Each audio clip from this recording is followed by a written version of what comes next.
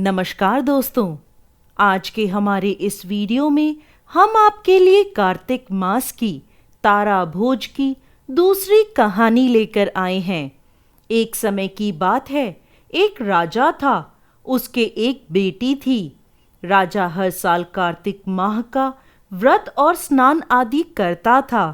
एक समय राजा की बेटी ने कहा, पिताजी, इस बार कार्तिक स्नान में हम तारा भोज का व्रत करेंगे।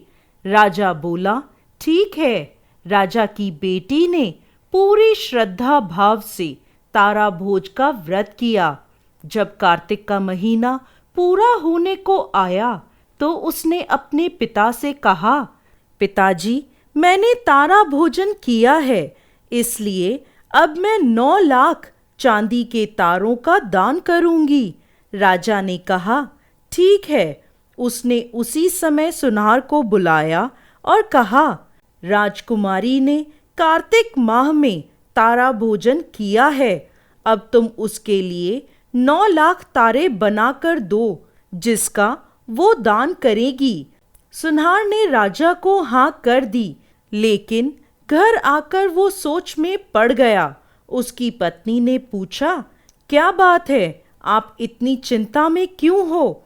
तब वह सुनार बोला, राजा ने मुझे 9 लाख तारे बनाने को कहा है। इतनी जल्दी मैं तारे बनाकर कैसे दूंगा, और मुझे तो तारे बनाने भी नहीं आते।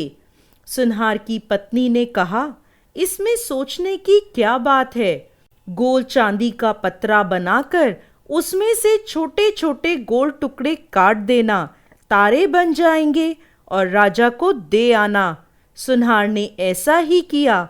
उसने पतरे से तारे काटकर राजा को दे दिए। राजकुमारी ने 9 लाख तारों का दान किया।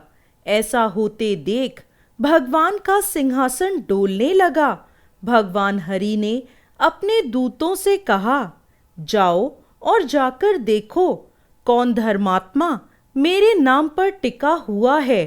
दूतों ने पृथ्वी पर आकर देखा तो राजकुमारी चांदी के तारे दान कर रही थी। यह देखकर वो ठाकुर जी को जाकर बोले, प्रभु, राजा की लड़की नेम धर्म से तारा भोजन कर रही है।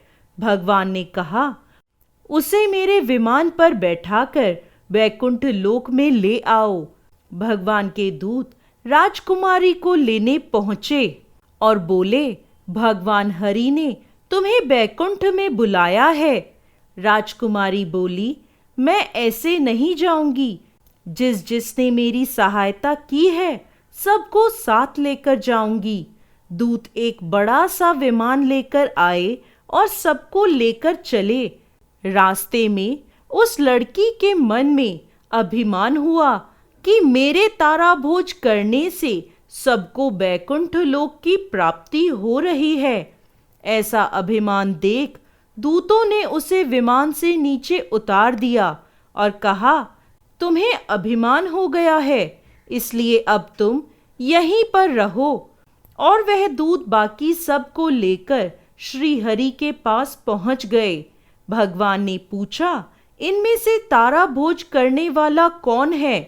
तो दूतों ने कहा, प्रभु, उसमें अभिमान का भाव आ गया था, इसलिए हम उसे वहीं पृथ्वी लोक पर छोड़ आए, और जिन्होंने कार्तिक व्रत में उसकी सहायता की थी उन्हें हम यहाँ ले आए। राजकुमारी ने भगवान श्री हरि से क्षमा याचना करी। भगवान ने कहा, अभिमान के कारण तुम्हारे अच्छे कर्मों का फल निष्फल हो गया।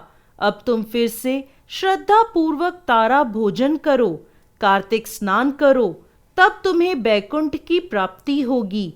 अगले वर्ष उसने फिर से श्रद्धा पूर्वक कार्तिक स्नान में तारा भोजन व्रत किया। भगवान के दूत आए और उसे लेकर बैकुंठ लोक को चले गए। हे श्री हरि विष्णु भगवान, जैसे राजा की लड़की के साथ पहले किया वैसा किसी के साथ मत करना, और जैसे बाद में उस पर कृपा करी वैसे ही इस कहानी को कहते, सुनते और हुंकार भरते सब पर कृपा करना।